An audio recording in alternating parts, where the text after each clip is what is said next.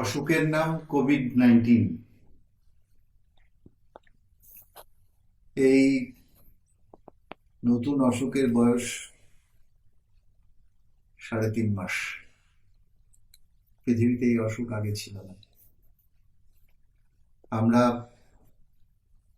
জানলাম যে এর জন্য দায়ী নতুন ভাইরাস SARS-CoV-2,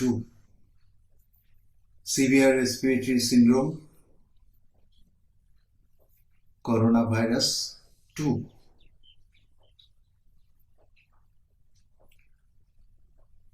19 ডিসেম্বরে চীনের উহানে কয়েকজন মানুষের নিউমোনিয়া ধরা পড়ল। নিউমোনিয়ার কারণ জানা গেল না।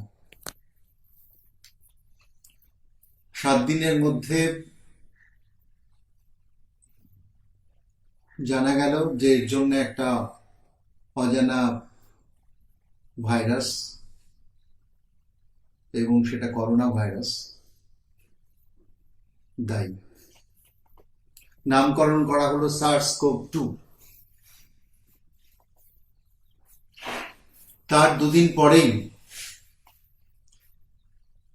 জিনোম, অর্থাৎ এই ভাইরাসের যে বংশাণু, সেইটা দুদিনের মধ্যে বিজ্ঞানীরা বার করে গোটা পৃথিবীর সামনে তুলে ধরল।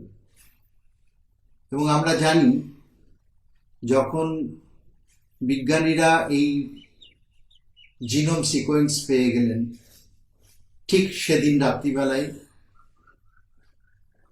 ভ্যাকসিন বা প্রতিষেধক তৈরির কাজ কিন্তু শুরু হয়ে গেছে।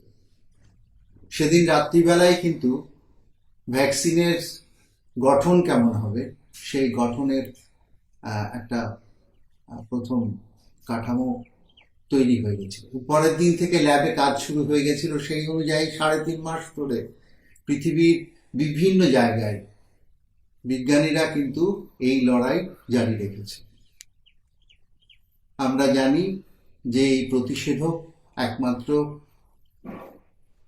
পৃথিবীর মানুষকে করোনা মুক্ত করতে পারে। এই প্রতিষেধক এখন যে 2-3টে প্রতিষেধক অনেক এগিয়ে কাজ করছে, তার মধ্যে 2টো অন্তত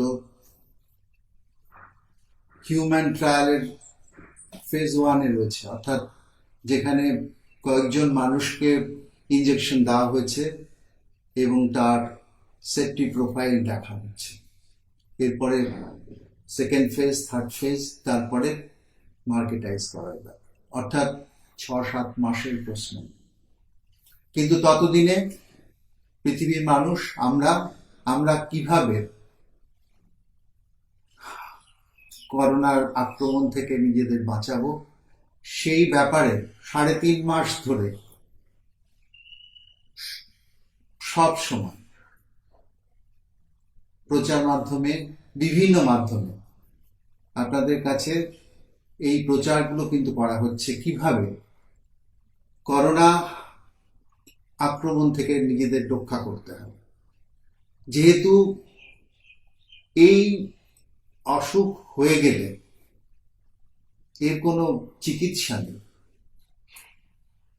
এই অসুখের কোনো প্রতিষেধক এখনো আবিষ্কার হয়নি, ফলে এই অসুখ যাতে না হয় তার জন্যে যা যা স্বাস্থ্যবিধি বলা হচ্ছে সেগুলো আমাদের মেনে চলতে হবে। সেগুলো নতুন করে আমি বলছি না। কিভাবে মাস্ক ব্যবহার করতে হবে, কিভাবে হাতের হাইজিন মেনটেন করতে হবে, কিভাবে কাফ এটিকেট মেনটেন করতে হবে, কিভাবে ডিস্টেন্স মেনটেন করতে হবে, কিভাবে ভিড় এড়িয়ে যেতে হবে, কিভাবে লকডাউনে থাকতে হবে, যদি আমার কোয়ারেন্টিন হয় তাহলে আমাকে কিভাবে থাকতে হবে, আমার যদি কোনো রোগের লক্ষণ প্রকাশ পায় তাহলে কি করতে হবে, সেগুলো নিয়ে প্রচুর প্রচার হচ্ছে। আপনারা জানেন সেগুলো নিয়ে আমি কথা বলছি না। আমি যেগুলো নিয়ে কথা বলতে চাই সেটা মূলত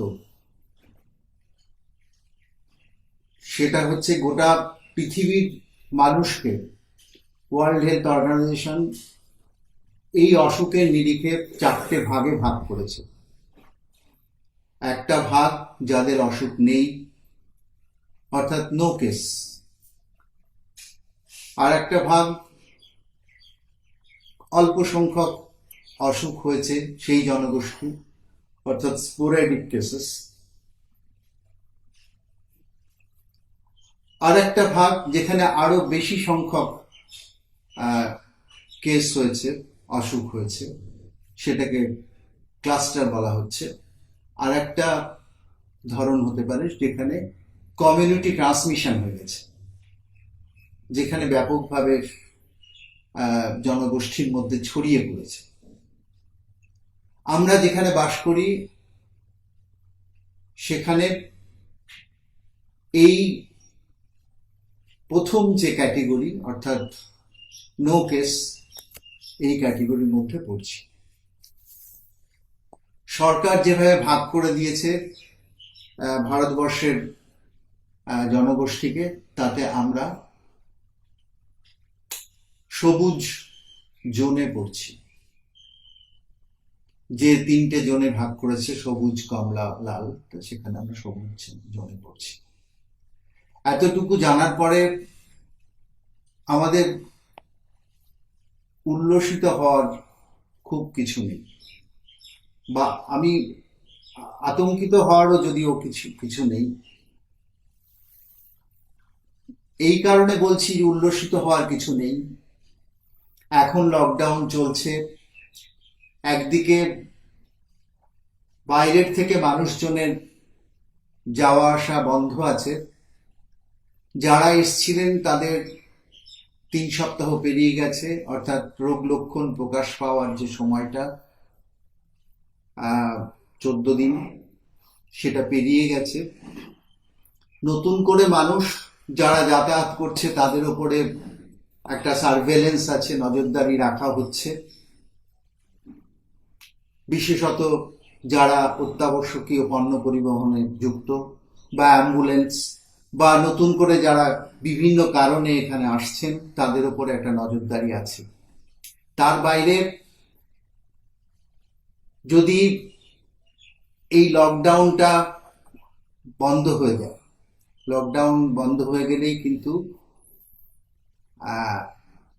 আবার পরিবহন শুরু হবে, বিভিন্ন মানুষজন এখানে আসবেন এবং এখান থেকে মানুষজন যাবেন। আমার বক্তব্য হচ্ছে যে আমরা উল্লসিত না হই।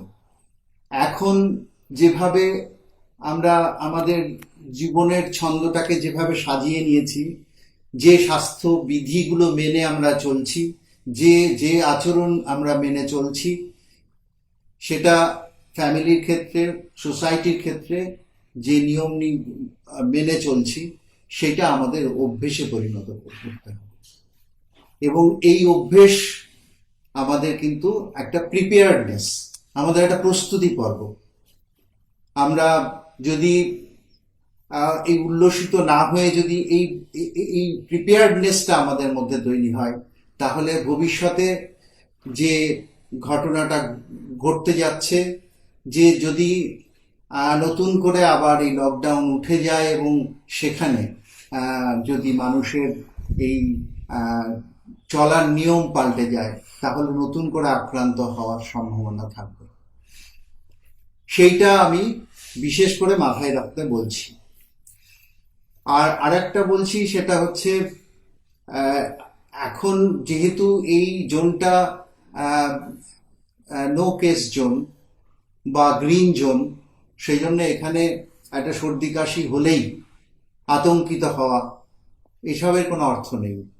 আপনারা সর্দি কাশি হলে আপনার ডাক্তারকে জানান বা স্বাস্থ্যকেন্দ্র জানান, কিন্তু এত আতঙ্কিত হওয়ার কিছু নেই। আপনারা একটু বিজ্ঞান মনস্ক হন, বিজ্ঞান দিয়েই এটাকে কিন্তু দূর করতে হবে।